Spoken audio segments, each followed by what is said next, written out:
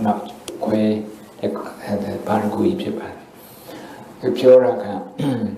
a cool Rolos and Shide, Kabama Shide, Jamai Snika, Ana Yoga, illness, focus, wellness on a cream side, focus malo. Nangan Daima through Taro, Lakamba, trauma, or prevention to awareness or added a cream side and go. Pipida yoga robe, Kubo twe, Lomania, Kubida Roma, Pipida yoga Roma, postcode line. The two postcode, book and count the Sonia, they can account, young man, they lose a book and count it, Dorman, they lose a Yasu Pipime, the Roma, political power, Michigan, as it up. Pure so Anna Michelle had a through a threat, look at the policy day or on a facility day, health facility, machine. Wellness versus illness and illness go a focus look. Now the cook home the Bawa in S and Polo hardwire sitting Lutan in Nega. Through Babo, Mami Kobene at the machine. And as a second and then say, Miko Lutan in it. Saint Jaro 7 年老孙多yan này, tôi tôi yan này, nãy qua lâu rồi người ta sẽ ôi gì này, lan shop on này, mình nô số này đâu mà, nên biết đâu này, thà với mấy đứa, ai đi, nó la đâu là cái mà gì cũ này này, ai làm như vậy bộ, hết như, lưu giá rồi tròn này, anh luôn mình chịu, mi khô ya này, solo ra cả, design lột ra rồi. The Uboma, the Ukaruna Shima, Yati Nanga, Ludoga. Yes, sir. I don't, to Myaboma, go a carrying load and so in it.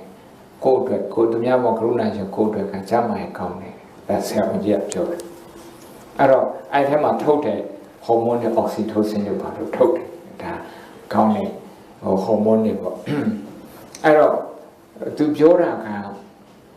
the wellness she would had. Near I must see there a savior to Jashiba, a savior of organic lepsete, say hello, Mishiva, readily available near I must see. Era part of Sangamane time video will literally Jiba Karuna Puava Tadi pure. Not Karuna ka the Ujin, Satan Maja. Now we do society count low in Nayu and Macabo system wide practice in synedical young synedical young Arado Pado so Ludiaka Crownati Kalade Yaya me a Sodone Kalade me I me social service and how we yell out, we don't. The chain always soon, the chain always saying 2000, let's say, receptionist go, let's say, lab man do, let's say, out, you know, action, I actually lemon example, I behavior lemon. Time I behavior go bypass low below, jaw below, do it needs good cheaper. Do it needs good. Compassion therapy needs good cheaper. The needs can be done. I behave basic needs can be so we have the need to belong. We have the need to be careful. Ludai yet the outer Nilo Mamma. Amian and Nilo send you this way, say me the outer Nilo Mamma. Say I want engineer have a công there level let the money looting. To sing I am material by a sound out. Satura. Kababum. Than I am a she do. Than couldn't help I am, couldn't help dear. I don't a changing to look unneeded society man. ကိုကသူများလိုအပ်တယ်လို့အဲ့ဒီဒုက္ခရောက်နေတဲ့လူတွေလည်းသူများလိုအပ်တယ်ဒီလိုပြုမှုတာဥပမာပလိတ်ကအဲ့လေးမှရှိတဲ့ပလိတ်ကသူ brutal ဖြစ်တဲ့ရက်စက်ချမ်းချုပ်တဲ့လူမဲတွေပုံမှာဘာဖြစ်လို့ဖြစ်တယ်ဆိုတော့တို့ကစိတ်ထဲမှာကြောက်လို့လုံခြုံမှုကိုလူလာတဲ့လိုအပ်ချက်အဲ့ needs ရှိလူမဲတွေလည်းအဲ့တိုင်းပဲအဲ့ needs ရှိအဲ့ needs ကိုအဲ့ဒီလိုအပ်ချက်ကိုမြင်တာတနည်းအားဖြင့်ပြောမယ်ဆိုရင်အဲ့ဒုက္ခကိုမြင်တာအဲ့ဒုက္ခကိုနည်းသွားအောင်သူတို့လိုအပ်ချက်ကိုဖြည့်ဆည်းပေးကြတာကရုဏာပဲအဲ့ကရုဏာsystem အနေနဲ့လှုပ်တယ်ဆိုတာလေဘုံကအဲ့ဒါလေသိစေခြင်းလို့ပြောပြတာတရားသွားထိုင်တာငါတယောက်တည်းအေးချမ်းပြီးပြီဆိုသူကကိုတယောက်ပဲအေးချမ်းပြီးတော့တရုံလုံးက anxiety ဖြစ်နေဆိုရင်ကိုအေးချမ်းမှုကဘလောက်မှဟိုတဲ့ဒါရှိမခံနိုင်တအိမ်လုံးမှာကိုကအေးချမ်းတဲ့ကျန်တဲ့လူတွေမအေးချမ်းဆိုရင်ဘလောက်မှမအေးချမ်းနိုင်ဆိုလိုတာကတခြားလူတွေရဲ့ဒုက္ခကို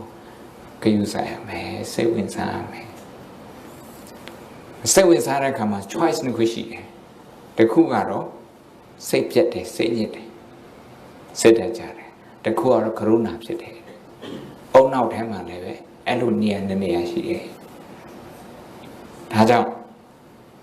ကရုဏာပွားလိုက်ပြီဆိုရင်ပြဿနာနဲ့တွေ့တိုင်းလူကပို့ပြီးတော့ powerful ဖြစ်လာအောင်ပဲရှိတယ်ပို့ပြီးတော့စိတ်ဓာတ်ပိုင်းဆိုင်အားကောင်းလာအောင်ပဲရှိတယ်အဲ့ကရုဏာရှိတဲ့ပုဂ္ဂိုလ်ကဒီပြတဲ့ပညာရှင်တွေအားလုံးကပြောတာ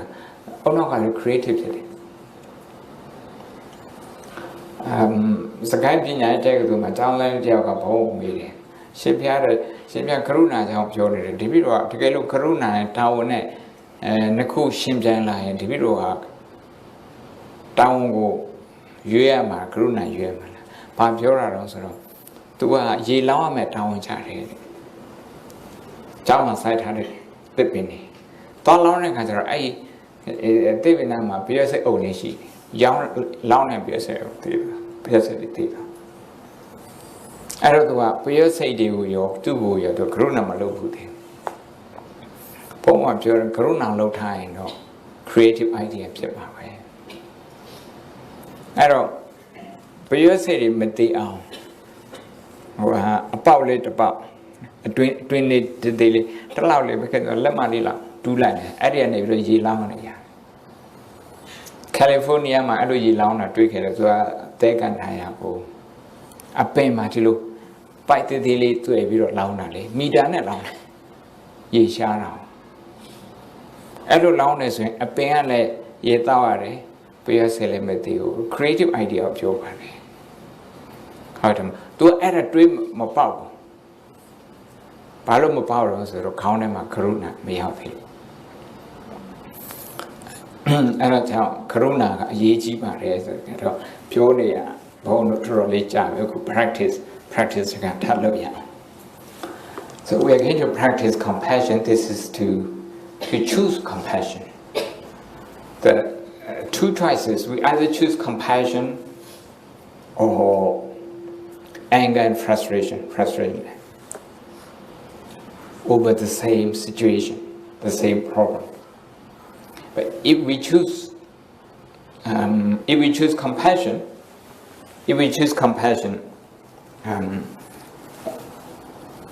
the hormone oxytocin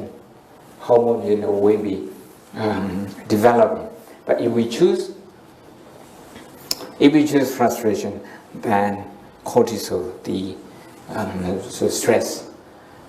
inducing hormone will be produced. I don't know. Shane. Yeah. So, a big man in a joy, no. Dollars are agudo, Yuyin, agudo jamsilla, set aside, sorry. Two to have you activate him. Good of Pete, Karuna, Yuyin, good one a pillar, set aside. Pip. Good to a pillar, set aside oxytocin. Don't answer the agudo and people are citizen which are cortisol look. Karuna time, Chitaka or Kachachali, Sangam Lila time. 15 အိမ်မှာတော့နေ့တိုင်းထိုင်အနည်းဆုံး6မိနစ်10မိနစ်လောက်ထိုင်နောက်ယုံလာတဲ့ခါပဲကားပေါ်နေပြီးတော့ဒီလိုပဲသွားလာလှုပ်ရှားနေကြတယ်ဒီလိုပဲစားဖို့နေရလူတိုင်းယုံပန်းနေရတယ်ဒီကြားထဲမှာယုံပန်းရင်းနဲ့ကိုလှုပ်တဲ့အလုပ်ကိုလှုပ်ရင်းနဲ့ပဲအလုံးမှရှိတဲ့ပြဿနာကြားထဲမှာနှိမ့်မြုပ်သွားလူတွေလည်းရှိတယ်တချို့ခြားလည်းပဲသူတို့ control မလုပ်နိုင်တဲ့ပြဿနာ problem beyond them အဲ့ဒီပြဿနာနဲ့တွေ့ကြရတဲ့လူတွေလည်းရှိတယ်ဒါနေရာတိုင်းပဲမြန်မာနိုင်ငံမှာမဟုတ်တခြားနိုင်ငံလည်းဒီလိုဖြစ်တယ်အဲ့ဒီလိုတွေးတယ်ဆိုရင် तू မျက်လုံးတော့မမိတ်ဘူးတင်းပြင်းတော့မခွေရဘူးကရုဏာဘာဝနာဖြစ်ကရုဏာဘာဝနာဖြစ်အဲ့ဒီကရုဏာဘာဝနာဖြစ်ရင်အလုပ်လုပ်တဲ့အခါမှာ तू energy နည်းနည်းပဲသုံးတယ်အဲ့ဒီenergy နည်းနည်းပဲသုံးတယ် तू အမိဂဒလာကမဟုတ်ဘူးလေအမိဂဒလာကအလုပ်လုပ်တယ်ဆိုရင် energy အများကြီးသုံးတယ်နောက်ကခန္ဓာကိုယ်ရဲ့ 2% weight ပဲရှိတယ်အလေးချိန်ဒါပေမဲ့ energy 20နဲ့25ခန့်တော့အသုံးပြုတယ်တကယ်လို့ fully operational ဖြစ်တဲ့ functioning ဖြစ်တဲ့ဆိုရင်တော့အဲ့ဒီ20ခန့်နဲ့25ခန့်တော့သူအသုံးပြုမှာခဏလေး energy ကုန်သွားကရုဏာရှိတဲ့ပုဂ္ဂိုလ်ကတဲ့အဲ့ဒီ hippocampus area active ဖြစ်တယ်ပြဿနာကြောင့်တွေးတဲ့ခါမှာဒါအမိဂဒလာကမဖြစ်ဘူးဆိုလိုတာကတဏှာတဲ့စိတ်ကဖြစ်တယ် panic ဖြစ်တဲ့စိတ်မဖြစ်ဘူးဒေါသဖြစ်တဲ့စိတ်မကျေနပ်ဖြစ်တဲ့စိတ်မဖြစ်ဘူးဒါလေးပြောတော့ကရုဏာကဒါအရေးကြီးတယ်ဘုန်းတော်နဲ့မှဒီကရုဏာကိုတရားထိုင်တာဘုံစိတ်ထဲမှာထင်ရတာပေါ့နော်နဲနေတယ်နဲနာပြီးတော့ဒီလောက်ထိလွယ်တယ်ဆိုတာလည်းပဲသိမသိသေးဘူးအခု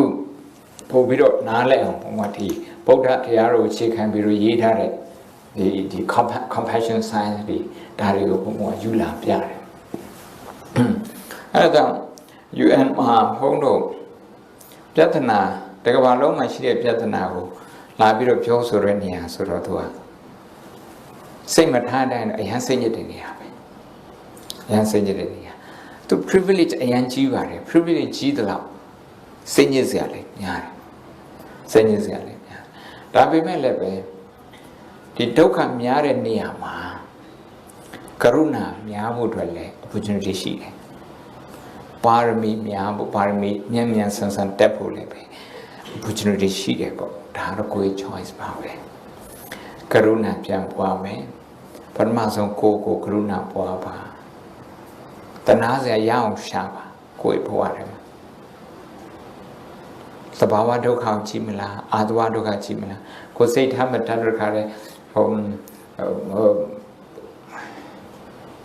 စိတ်ညစ်မိတာတွေစိတ်ရိမ့်ရမိတာတွေအဲ့ဒါပြန်တွေးပြီးတော့ကိုယ်ကရုဏာပွားမယ်ဆိုရင်ရတယ် anxiety တွေကြည့်ပြီးတော့ကရုဏာပွားမယ်ဆို stress တွေကြည့်ပြီးကရုဏာပွားမယ်ဆိုရင်လည်းရတယ်ကြောက်စိတ်တွေကြည့်ပြီးတော့ကရုဏာပွားမယ်ဆိုရင်လည်းရတယ် visualize လုပ်မယ်စိတ်ထဲမှာမြင်အောင်ကြည့်ပြီးတော့ကရုဏာပွားတခုတွေးပြီးတော့တခုပြီးတခုတွေးနော်တွေးပြီးကရုဏာပွားတွေးပြီးကရုဏာပွားအဲ့လိုများပွားပွားလေဒီ hippocampus area ကို activate လုပ်လေနောက်ပြီး oxytocin hormone ကိုများထုတ်လေပဲများထုတ်လေကိုယ်တိုင်ဖြစ်ရင်ကိုယ်နဲ့ရင်းနှီးတဲ့လူတွေကိုချစ်ခင်တဲ့လူတွေသူတို့ကိုသူတို့ဒုက္ခကိုကြည့်ပြီးတော့ကရုဏာပွားပါပြီးရင်ကိုယ့်ရဲ့လုပ်ဖို့ခိုင်းပဲရုံးမှာလုပ်ဖို့ခိုင်းပဲအဲ့ဒါကြည့်ပြီးကရုဏာပွားပါကရုဏာပွားပါနောက်ပြီးရင်ရုံးရဲ့အပြင်ဘက်ကိုယ်နဲ့အဆက်အသွယ်မရှိလို့ထိတွေ့မရှိလို့သတင်းစာထဲမှာတွေ့တဲ့ဟာပဲဖြစ် Facebook မှာတွေ့တဲ့ဟာပဲဖြစ်တဆင်စကားတဆင်ကြားတဲ့ဟာပဲဖြစ်တနာစရီပြန် recollect လုပ်ပြီးတော့ကရုဏာပွားပါခဲဖုန်း15မိနစ်လောက်တရားထိုင်မယ်နော်ဝင်လေထွက်လေချက်ချက်နာရှုရှိုက်ပါဝင်လေထွက်လေ10မိနစ်လောက်ရှုရှိုက်ပါ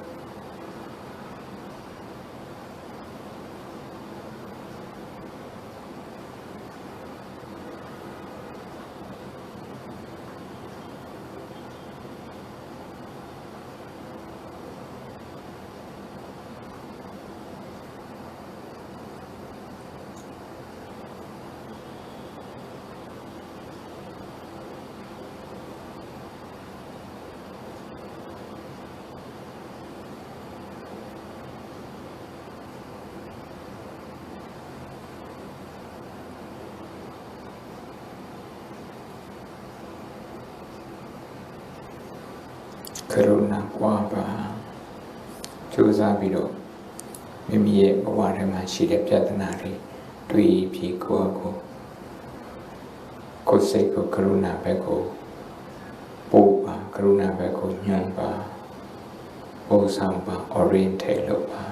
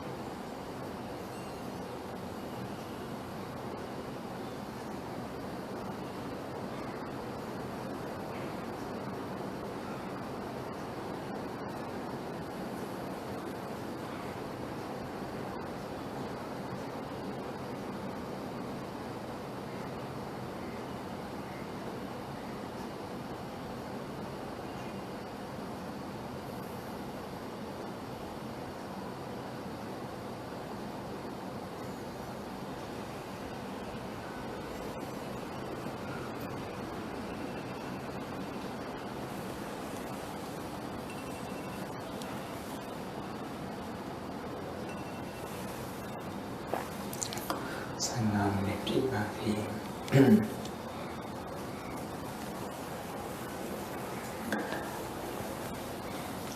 နောက်ထပ်ဘုံတို့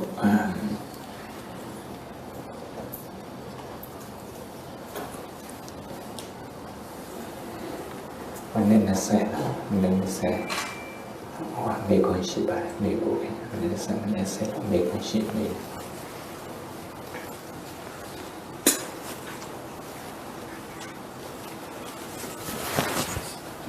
ရတယ်ပဲမိတယ်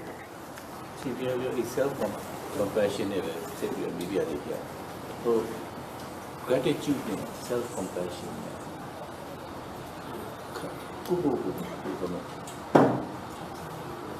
ကိုယ့်အေးချမ်းမှုရှာရတဲ့နေရာမှာ self compassion နဲ့ gratitude နဲ့ဒီလိုဆက်စပ်မှုပြီးနေပါလို့ပြော point ဟုတ်ကဲ့ပြန်ပြောနောက်အချာရအောင်ကဲနောက်အချာရဒီမှာပြော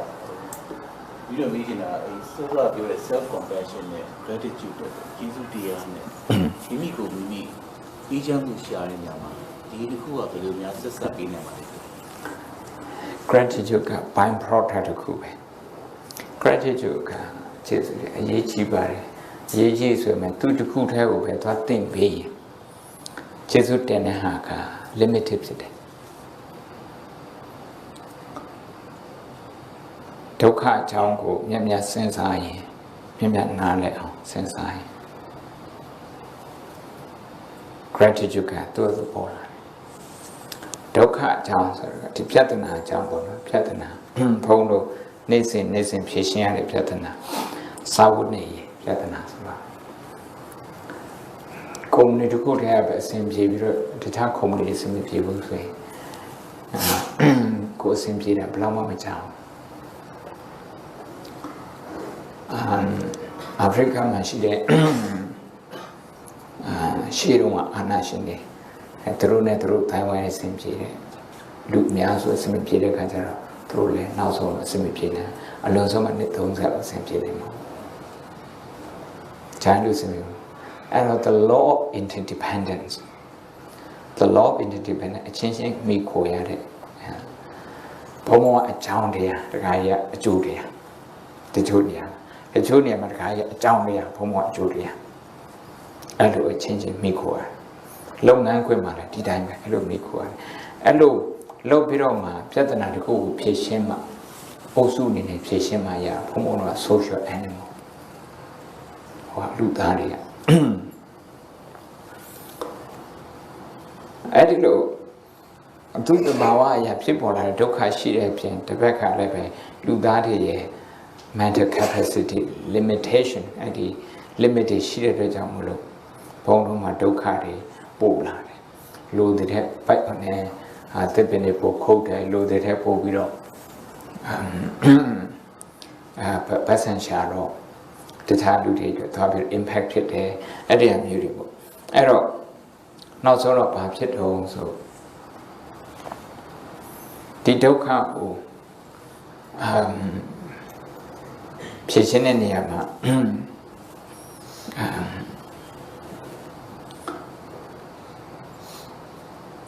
အချင်းချင်းအပြန်အလှန်မိခိုဆိုတဲ့အတိမရှိပဲနဲ့ကိုနိစ္စရဲ့နိစ္စကိုပဲကျေးဇူးတင်တယ်ဆိုရင်အဲ့ဟာက social ပြဿနာအကြီးကိုမြဖြေရှင်းပေးနိုင်ဘုံရှိမှာဒီရေခွက်လက်ရှိတယ်ဒီရေအခုလို့တရားဟောရခြင်းမှာဒီရေဒီရှိမှာရောက်လာအောင်လူပေါင်းရာနဲ့ချီပြီးတော့သူတို့လက်ကိုဖြတ်တန်းလာတယ်တကယ်လို့ဒီရေကဂျိုးဖြူကနေလာတယ်ဆိုရင်ဒါဂျိုးဖြူခံကိုထိမ့်သိမ့်တဲ့အစင်ဆက်အဲ့ဒီမှာ engineer တွေအများကြီးပါတယ်1990လောက်ကရန်ကုန်မြို့ထဲကိုပိုက်လိုက်အသက်ချတဲ့ခါပိုက်လိုက်အကြီးပဲအစီအမံလုပ်တယ် engineer တခါကြီးကဘုံတို့ကျောင်းကိုဖြတ်မယ်ဆိုတော့ကျောင်းထဲကိုလာတယ်ကျောင်းထဲကိုလာပြီးတော့ရှင်ပြထားအဆွေ project ဖတ်ဖြတ်မယ်တစ်ပင်ပေါင်းကိုပင်တွေကနှစ်ပေါင်း100 100ကျော်150ကိုအပင်50ကျော်သွားပါတယ်တပည့်တော်ကဟောပြန်လုပ်ပေးမယ်ဥဒ္ဒတိုင်းတော့ပြန်ခတ်ပေးမယ်အစိုးရ project ဆိုတော့အစိုးရ project ဖြစ်တာတခြားတော့ဒီတောင်းကတော့စိတ်ထားတတ်ရင်ဒီတောင်းနဲ့နေပြီးရေဖြတ်သွားရဆိုတော့အစဉ်ပြတဲ့လူတွေအားလုံးအတွက်ကိုယ်စိတ်ထားတတ်ရင်အမြဲတမ်းကုသိုလ်ဖြစ်တယ်ဆိုတော့ကအဲ့ဒီပိုက်ကြီးကိုလှုပ်ဖို့အတွက်ဒီဆောက်တဲ့အဲ့ပိုက်ကိုဒီဆောက်ဆက်ဝင်ရတယ်အေးရမဆက်ဝင်ဒီကိုဘုံလို့စီမှာတော့မရှိဘူးဆက်ဝင်ကြီးတွေအဲ့ထဲကိုဝင်ပြီးတော့လမ်းလျှောက်နေတဲ့ဆက်ဝင်ကြီးဟောနေဖတ်ဝင်ကြီးပေါ့ကလေးဆိုဝင်ပြီးတော့လမ်းလျှောက်အဲ့ဆက်ဝင်ကြီးကိုဒီဆောက်ဖို့အတွက်သူအဲ့လောက်ရှိတယ်ဒါတီထွင်တဲ့နိပညာရှိနိပညာမရှိခင်တော့အဲ့ဒီဖိုက်လို့ကိုသူတွေနားလုပ်တယ်ပုံကိုယ်တွေအဲ့ဒါလူရာပေါင်းချီမီလီယံပေါက်မြောက်များစွာချီအတိပြန်အားလုံးရှိပြီးတော့ဆောက်တာတော့မှအများကြီးကုန်အဲ့ဟာကိုမြန်မာနိုင်ငံကိုပို့ဖို့တဲ့တင်းမောလို့တဲ့တင်းမောဆောက်တာအများကြီးကုန်ဆောက်ပြီးတော့အခုနောက်ဆုံးအဲ့ကိုရောက်လာပြီအဲ့မှာလုတ်တဲ့လူတွေတခြားလူမပြောနဲ့ဟိုဘလူးခေါ်လာတယ်မပြောနဲ့တာမွေဖက်ကအလုတ်သမားတယောက်ကတစ်ပင်ခုတ်တဲ့တာဝန်ချတယ်ဘုံတို့ဒီလိုတစ်ပင်နဲ့ခုတ်သွားတယ်ဟိုအပင်တွေလည်းယူသွားတယ်နေလည်းယူသွားတယ်ဘုံတို့ကဘာမှမပြောဘူးသူ့ရဲ့စေနာပဲပါတော့ဒီအခုကြိုးပြူဘာအစ်စ်လုပ်နေတာအဲ့တော့ maintain လုပ်တဲ့လူတွေအဲ့ဒီဟာတွေအားလုံးလုပ်နိုင်အောင်အခွန်ပေးတဲ့လူတွေလည်းပါတယ်အဲ့ဒီကနေပြီးတော့ဒီရောက်လာတယ်ဆိုရင် purify လုပ်တာရောဘာရောဆိုတာလူပေါင်းထောင်ချီပြီးတော့သူတို့ရဲ့စေနာတရားတွေနဲ့ရောက်လာအဲ့လို interdependent ဖြစ်တယ်အဲ့လိုတွေးတဲ့ခါကျတော့ဒီရေကိုတောက်လိုက်တာနဲ့ဘုံဘုံသူတို့ရဲ့ကရုဏာကိုခံစားရတယ်သူတို့ရဲ့မေတ္တာကိုခံစားရတယ်ဒီရေကပို့ပြီးတော့တန်ဖိုးရှိပါတယ်။ဘာဖြစ်လို့လဲဆိုတော့ဘုံဘုံရေတွင်းနဲ့မတူးတတ်ဘူး။ကျုပ်ဝဲဆိုဖြစ်ဝေရောဟုတ်တယ်မလား။ဂျိုးပြမှရှိတဲ့ရေကိုဒီနာကိုသွားတဲ့နေရာတိုင်းရောက်အောင်ကိုယ့်ကိုဘလုံးမလုံးနဲ့။အလွယ်တကူသူများလှုပ်ထားလို့လှုပ်တာ။အဲ့လေအလွယ်တကူလှုပ်တယ်ဆိုရင်ဒါအလွယ်တကူပြောလိုက်တာ။အမှန်ကတော့ဘာမှအလွယ်တကူမရှိဘူး။ဒီလိုကြည့်တဲ့ခါကျတော့ခန္ဓာကိုယ်က thirsty နော် thirst ရေစားတတ်တဲ့ဒုက္ခကိုကြည့်ပြီးတော့ဒီရေကိုတောက်တဲ့ခါမှာအဲ့လူတွေရဲ့ကရုဏာအကုန်ရတယ်ဒုက္ခကိုခြေခံပြီးတော့သူတို့ကိုကျေးဇူးတင်တဲ့ gratitude အလိုလိုဖြစ်လာတယ်ဒါကြောင့်အစရဲ့ဒုက္ခကိုခြေခံပြီးတော့တွေးရတယ်ဒုက္ခကိုခြေခံပြီးတော့တွေးရတယ်ဒီနေ့ရှမ်းဆိုင်လည်းပါတယ်လာရှိုးဆိုင်က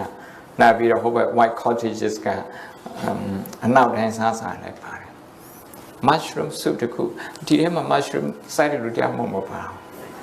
ဘိုးလည်းမပါအဲ့လောက်ကောင်းတဲ့ mushroom soup ကိုတောက်နိုင်ဖို့အတွက်ဆိုလူပေါင်းမြောက်များစွာရဲ့လက်ကိုဖမ်းဖြတ်တန်းလာတယ်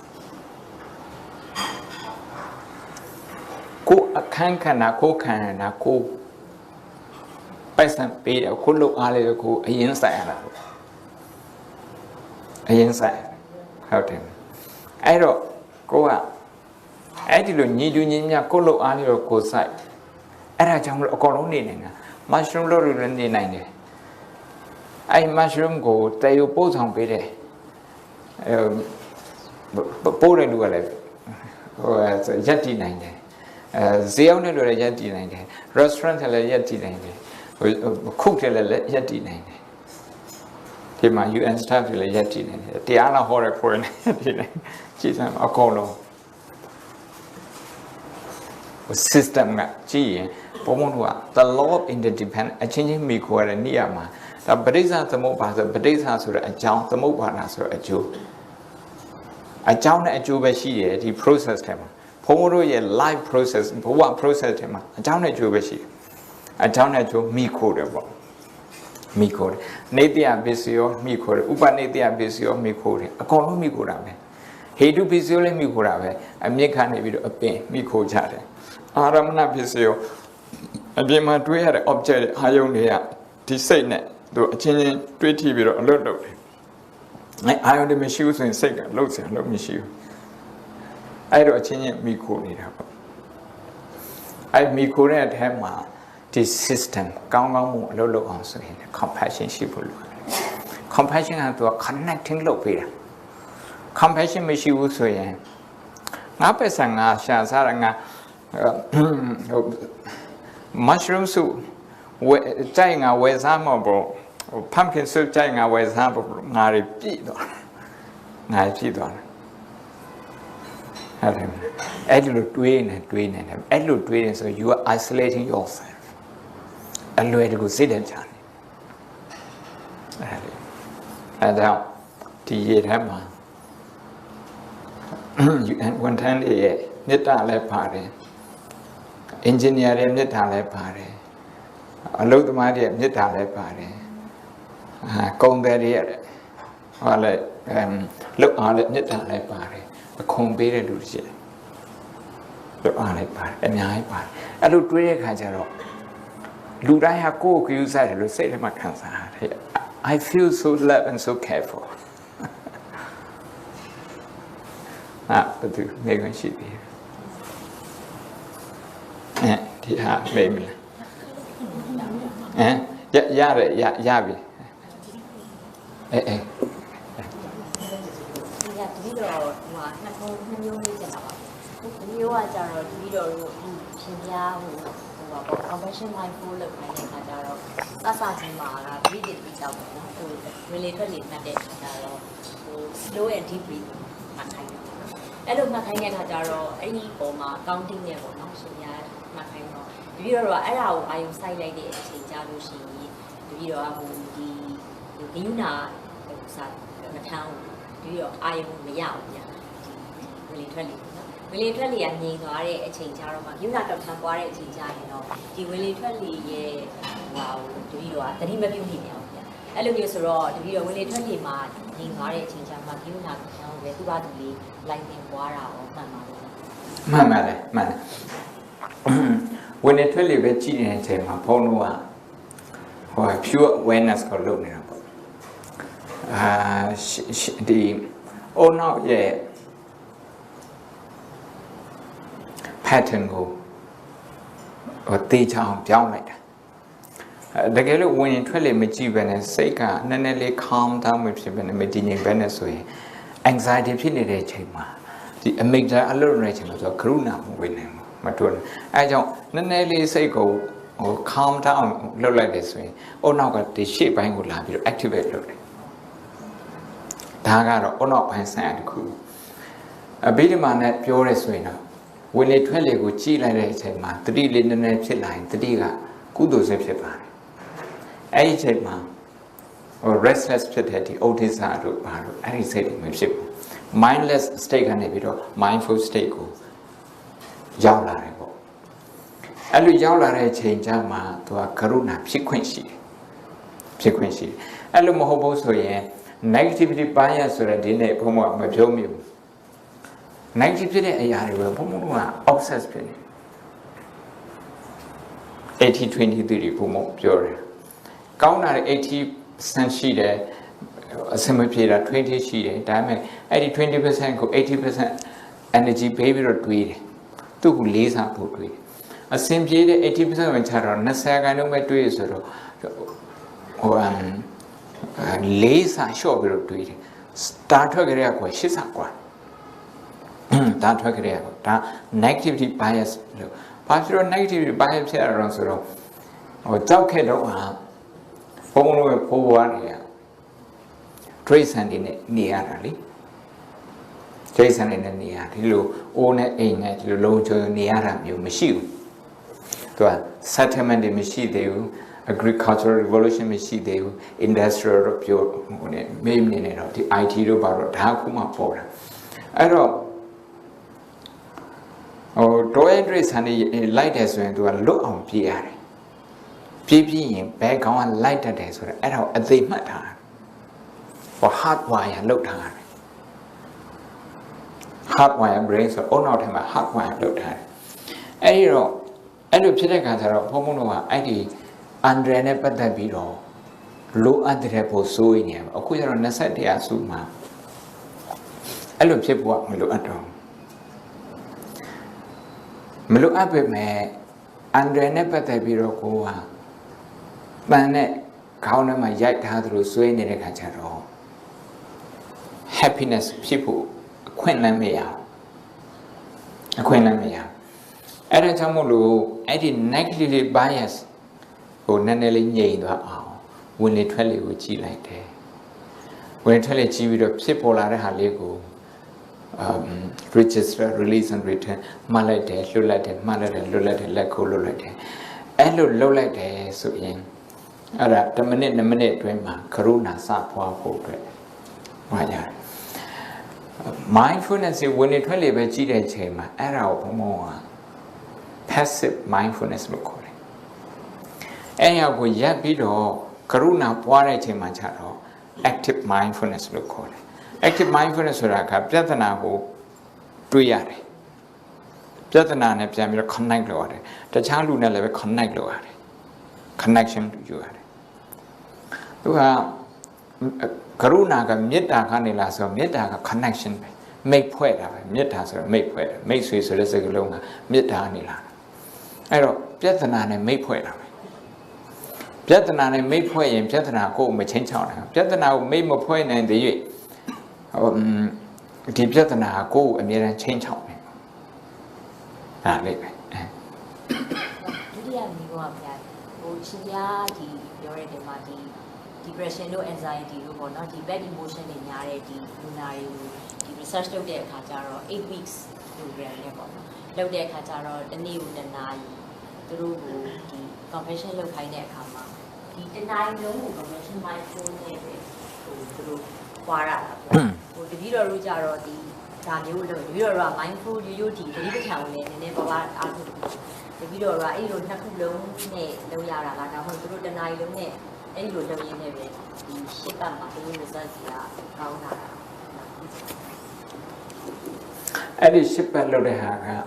သူအခြေခံလုံးဝမရှိတော့သတိပဋ္ဌာန်ပဲလုပ်တယ် mindfulness ပဲလုပ်တယ် mindfulness ပဲလုပ်ပြီးတော့ဟိုအတိတ်အကြောင်းတွေသူတို့ခေါင်းထဲမှာပေါ်လာအဲ့ဒီဟာကိုကင်တွယ်တတ်အောင်acknowledge လုပ်တယ်ပြီးတော့ဆက်မတွေးဘူးဆက်ပြီးတော့ judge မလုပ်အဲ့ဒီအကျင့်လေးကိုလုပ်ပေးတာအဲ့ဒါရှစ်ပတ်ကြာတယ်နိုင်နေနေဆိုရင်66နိုင်လောက်ကြာတယ်လို့ဘုံကတွက်ကြည့်တယ်66နိုင်လောက်ကြာတယ်ဒီတိုင်းမှာ the science of meditation သူတို့ရေးထားတာဟို scientist နဲ့ရေးထားတာတယောက်က emotional intelligence ရေးတဲ့တယောက်1982ခုနှစ်ကလေး83ခုနှစ်ကလေးမာစီနီးနဲ့နောက်ပြီးတော့ဟိုဆိုင်ကိုင်းကနေနဲ့10စက္ကန့်9ချင်းဆက်တိုက်ဘုရားကမြန်မာကျောင်းမှာထိုင် PhD ကျောင်းသားဘွားတော့10စက္ကန့်9ချင်းဆက်တိုက်အဲ့ဒါ2လနဲ့10ရက်ပေါ့အဲ့ကလေးကသူတို့ကဒီတရားတွေ့ပြီးတော့အမေရိကန်ပြန်သွားတဲ့ခါကျတော့အနောက်တိုင်းမှာဒီတရားပြန့်ပွားသွားအောင်သိပ္ပံပညာနဲ့လုပ်ပဲဆိုပြီးတော့သူတို့လုပ်တာဒါသူတို့ရဲ့လုပ်ငန်းနဲ့အများကြီးပါတယ်သူတို့ပြောတာကတော့ဒီထဲမှာပြောတာတော့တကယ်လို့ကရုဏာကမ္မထာတို့ဘာလို့လုပ်တယ်ဆိုရင်တော့66နိုင်မဟုတ်ပဲနဲ့ပထမဆုံး8နိုင်လုပ်တယ်ဆိုရင်ကိုပဲဒီရှေ့မှာရှိတဲ့ hippocampus area ကစပြီး active ဖြစ်ပါပြီတချို့လူတွေကလုံးဝ active မဖြစ်ပါဘူးပူစရာမရှိသူကလိုက်ပြီးတော့တွေးပူနေတယ်အဲ့တော့ရှေ့မှာရှိတဲ့ကရုဏာ area လေးကလုံးဝအလုံးမလုံးဒီနောက်မှာရှိတဲ့ anxiety area ပဲအရင် active ဖြစ်တယ် over anxious ဖြစ်နေတာပေါ့ over anxious ဖြစ်နေအဲ့ဒါ8နိုင်လို့ရင်ဒီဘက်ကစပြီးတော့ active ဖြစ်လာတယ်16နိုင်ဓာတ်ဖို့ဖြစ်သွားရင်ဒါတစ်နေ့ကို3မိနစ်30ပဲတစ်နေ့ကိုမိနစ်30အဲ့ဒီဟာလေးပြည့်သွားတယ်ဆိုရင်သူတို့မှာinsulin ဆိုတဲ့ဒီရှေ့ကသူပြောင်းသွားဆိုတဲ့အကြောင်း mindfulness of the desire have a business review after 8 weeks at an average of 30 minutes a day practicing mindfulness the employee has shifted their ratio from tilt toward the stressed out right side to leaning toward the resilient left side the frontal cortex goညာဘက်နဲ့ဘယ်ဘက်နှစ်ခုရှိတယ်ရှစ်ပတ်နော်တရက်ကိုမိနစ်30တစ်လကိုဘယ်နှစ်နာရီတော့တစ်လကို10နာရီ15နာရီတစ်လကို15နာရီနော်တစ်လ15နာရီဟိုတစ်လဟိုတင်ဒါနာရီ30ပဲရှစ်ပတ်ဆိုတော့နာရီ30နိုင်30 anxiety နဲ့ပတ်သက်တဲ့ဒီညာဘက်ကအလုပ်သိမလုပ်တော့တွေးတိုင်းဒီဘယ်ဘက်ပဲပို့လုပ်တယ်ဘယ်ဘက်ကသူက executive center decision လုပ်တဲ့နေရာအဲ့ဒါကြောင့်ဘုံဘုံက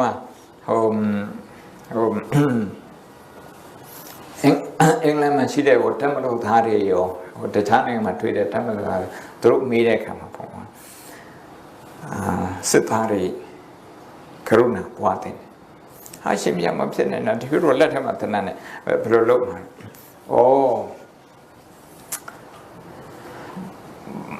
ဘုံမေးတဲ့မျိုးကိုဖြည့်ကြည့်ပါဦး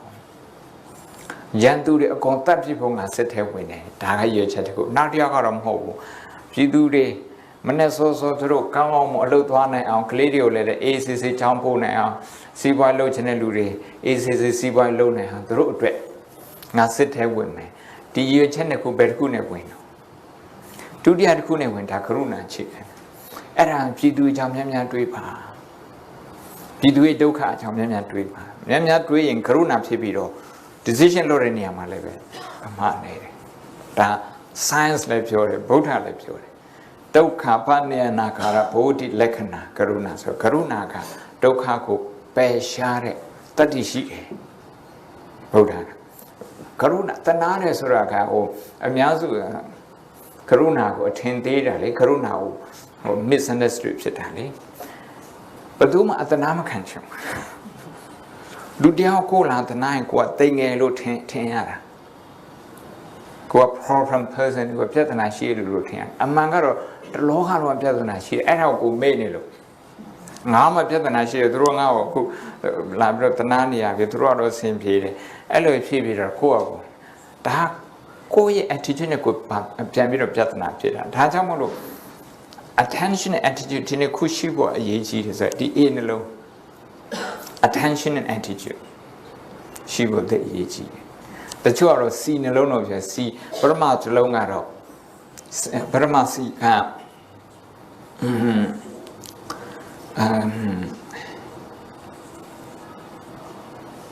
communication နဲ့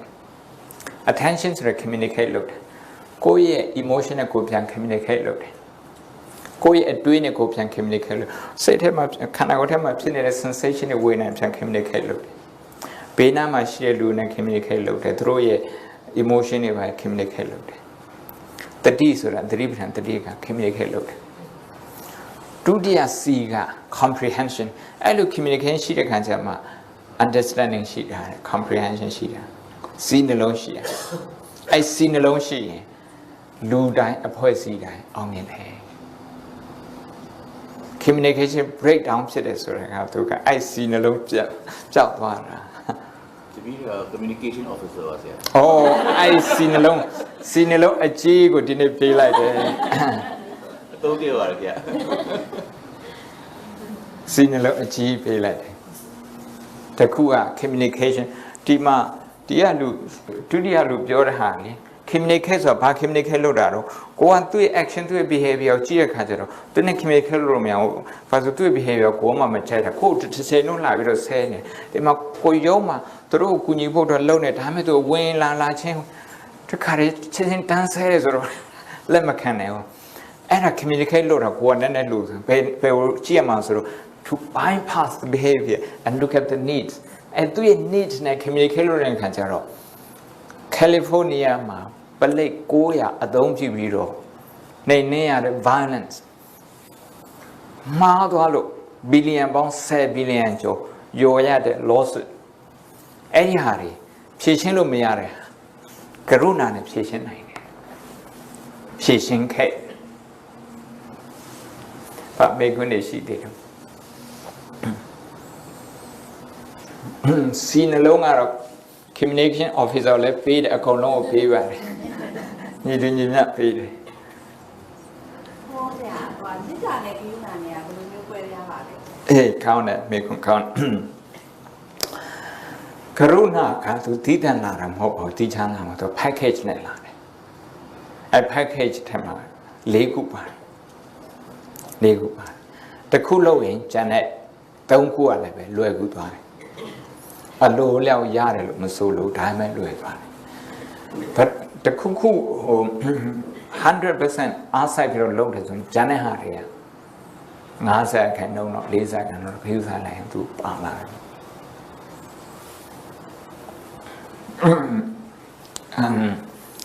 ကရုဏာမေတ္တာနဲ့ကရုဏာက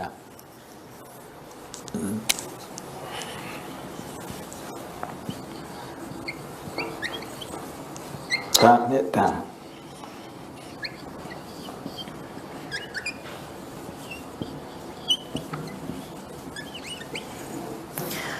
မေတ္တာနဲ့မေတ္တာနေပြီးတော့ကရုဏာဖြစ်မေတ္တာနဲ့မုဒိတာဖြစ်အဲကြောင့်မေတ္တာအရင်လည်းမေတ္တာကရုဏာမုဒိတာဘယ်လိုဖြစ်တာတော့မေတ္တာကသူ့မှာ focus နှစ်ခုရှိတယ်အစင်ပြေတဲ့လူနဲ့အစင်မပြေတဲ့လူအများစုကတော့အစင်မပြေတဲ့လူကိုမေတ္တာထားနေတယ်အစင်ပြေလို့ကျွန်တော်မေတ္တာမထားအစင်ပြေလုံးဝဝတ်စရာစားရမရှိလို့ကိုယ်ဝတ်စားလာတော့အဲ့ပေးခြင်းတယ်ကိုယ်တဲ့အဝတ်စားလာပါပါတောက်ပြန်ဝတ်လာလို့ကျတော့အမြင်ကက်အဲ့တော့အဝတ်စားချိုးတဲ့လူအဝတ်စားပေးခြင်းတာကရုဏာပဲသူဟာသူအဝတ်စားတွေနဲ့ဆင်ပြေပြီးတော့တောက်ပြန်ဖြစ်နေတဲ့လူကိုလက်ခံတာသူ့အတွက်ဝန်တာဒီမေတ္တာတော့မုဒိတာလို့ခေါ်တယ်နှစ်ခုစလုံးကမေတ္တာထဲမှာပါတယ်စာစကားနဲ့ပြောရင်မေတ္တာကအာယုန်နှစ်ခုရှိတယ်တဲ့ဒုက္ခိတအာယုန်နဲ့ဒုက္ခိတအာယုန်ဒုက္ခိတအာယုန်နဲ့တွေ့တဲ့အခါမှာမေတ္တာကကရုဏာဖြစ်တယ်ကရုဏာအရည်သွေးရှိတယ်ဒုက္ခိတအာယုန်နဲ့တွေ့တဲ့အခါကျတော့မုဒိတာဖြစ်သွားတယ်မေတ္တာဆိုရင်အများစုကတော့အဝေရောမေပြာရီဆိုမင်းကောမေသူရနာဘသူချမ်းသာချမ်းသာပါစေဟိုတကဘာလုံးချမ်းသာချမ်းသာပါစေဟိုအိမ်အဖိုးရလွယ်လို့အဖိုးရမနေ့ကမှညံဖြစ်ထားရဆိုတော့သူမပါသေးတပ်ပိတ္တအဝေရာပြပိစာတော့ဟိုအိမ်ဘေးကလွယ်လို့အဲ့ဒါမျိုးလေအဲ့ဒါမျိုးကြတော့မေတ္တာပို့တာကိုကပို့စရာမေတ္တာမရှိသေးဘူးပွားရအောင်ပွားဖို့ဆိုတာစိတ်ကို focus လုပ်ရတယ် attention မှန်မှန်ကန်ကန်ပေးရတယ်တရားထိုင်ဆိုတာကရုဏာတရားပဲဖြစ်ဖြစ်မုဒိတာတရားမေတ္တာတရားဖြစ်ဖြစ်သတိပဋ္ဌာန်တရားဖြစ် the art of attention ကောင်းပေးတယ် attention ပေးတာမမှန်ဘူးဆိုရင်ကိုယ့်ရဲ့ resource ကိုသုံးတာကိုမမှန်ဘူးမမှန်တဲ့ခါကျတော့နားလည်မှုတွေလွဲပြီးတော့မဖြစ်တဲ့စိတ်ဆင်းရဲမှုတွေဖြစ်အဲ့တော့unpleasant situation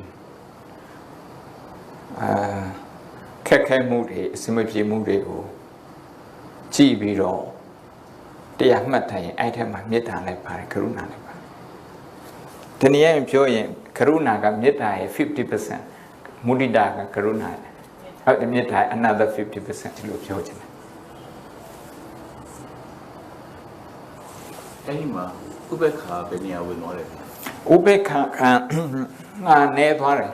ဒီဟိုကရုဏာပွားတာလေဒီနေ့တော့ကိုမကြိုက်တဲ့လူမပါသေးဘူးပွားတာမကြိုက်တဲ့လူကိုကရုဏာထားနိုင်နေဆိုရင်ငါနေသွားတိတ်နေတယ် self centered တိတ်နေသွားကိုမကြိုက်တဲ့လူကြီးပွားတာကိုဝေဖန်ဖို့တဲ့လူအဲ့လူကြီးပွားတော့ကိုကစိတ်ထဲမှာ jealous မဖြစ်ဘူး jealous လည်းမဖြစ်ဘူးနောက်ပြီးတော့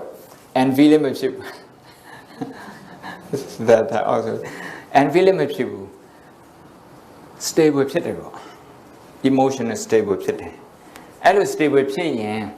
ဒုက္ခနဲ့တွေ့တိုင်းကရုဏာဖြစ်ဒုက္ခနဲ့တွေ့တိုင်းမုဒိတာဖြစ်တယ်ဆိုတော့ balance ဖြစ်တယ်လို့ခေါ်တယ် balance emotion ကိုဥပေက္ခခေါ်တယ်ပမာကပြောဥပေက္ခကလိလူရှုလိုက်ခွာဆိုတော့အဲ့ဒါ give up လုပ်တာပေါ့ဗျာပြင်မစိုးထဲမှာပါတယ်ဥပေက္ခက give up မပါဘူး give up သူက is very caring ဥပေက္ခကဥပေက္ခဆိုဥပရဲ့အခါဥပကနီးနီးခက်ခက်အခါကကြည်တာအနီးကစောင်းလျှောက်တာဥပေက္ခဆိုတဲ့ပါဠိစကားကပမာကမေတ္တာတော့မရှိသေးဘူးဥပေက္ခနေသွားစအမှန်ဥပေက္ခနောက်ဆုံးမှလာတယ်